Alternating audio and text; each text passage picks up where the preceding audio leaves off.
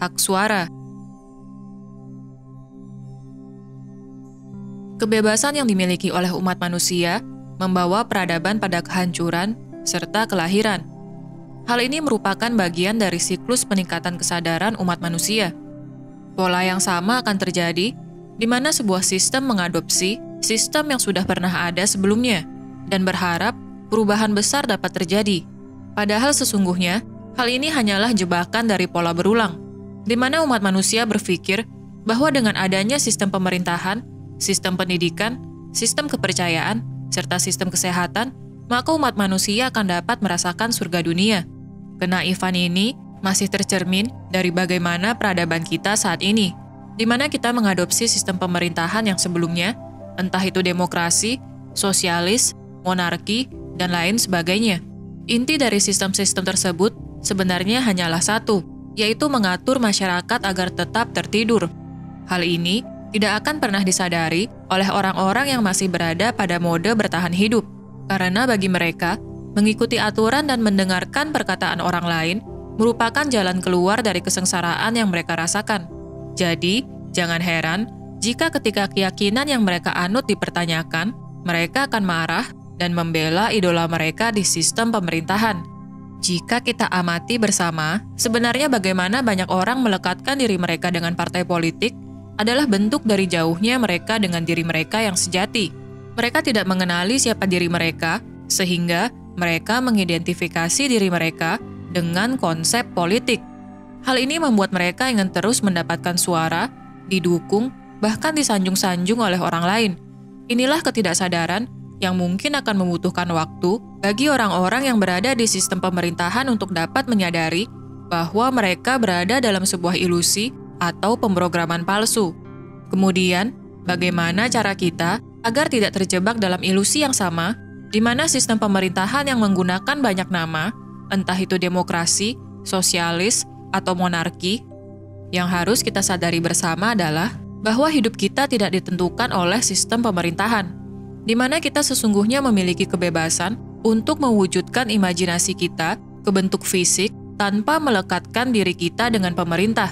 Kemudian, hal ini akan memunculkan segudang pertanyaan lain di benak kita, di mana kita yang hidup dalam matriks selalu terikat dengan pemerintah, entah melalui pembayaran pajak, bekerja sebagai pelayan publik, dan sebagainya. Apakah melepaskan kemelekatan dengan pemerintah artinya kita harus hidup di hutan? Tentu tidak.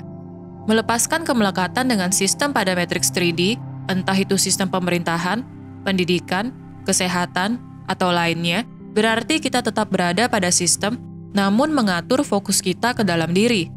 Artinya, kita fokus melakukan apa yang kita sukai tanpa memberikan perhatian terhadap dagelan atau sandiwara yang dimainkan pada sistem-sistem tersebut.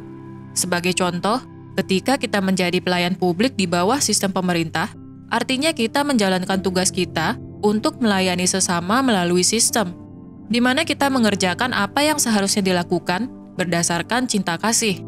Namun, ketika kita melekatkan diri kita dengan sistem, kita akan lebih fokus terhadap politik maupun drama di tempat kerja kita dan mengenyampingkan tugas kita untuk melayani sesama. Bisakah kita membedakan keduanya? Di mana, ketika kita fokus kepada pelayanan kepada sesama, artinya kita mendengarkan kata hati kita. Sedangkan, ketika kita fokus kepada politik atau drama di tempat kerja, artinya kita melayani ego kita. Inilah hak suara atau pilihan yang dapat kita ambil berdasarkan kehendak bebas kita sendiri. Tidak ada yang bisa memaksa kita untuk melakukan hal yang tidak kita sukai.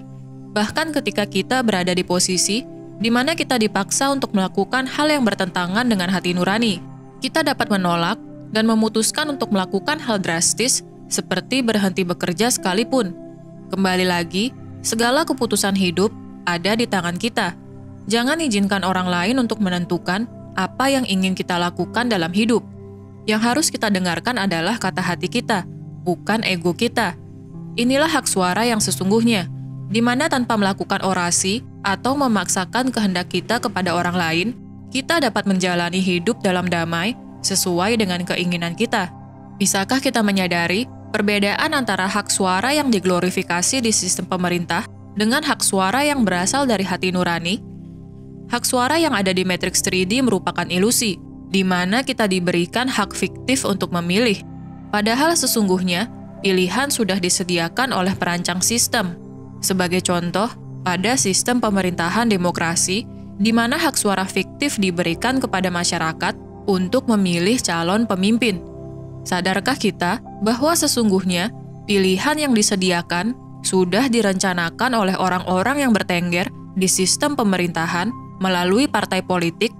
Hak fiktif ini kita yakini sebagai hak suara yang sesungguhnya, di mana kita dapat memilih satu di antara 2 atau 3 pilihan yang sudah dirancang sebelumnya.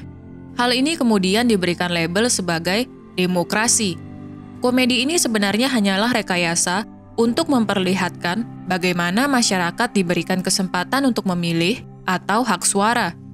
Setelah memahami hal ini, kita kemudian akan menyadari mana hak suara fiktif atau ilusi pada matriks 3D dan mana hak suara yang berasal dari diri kita sendiri.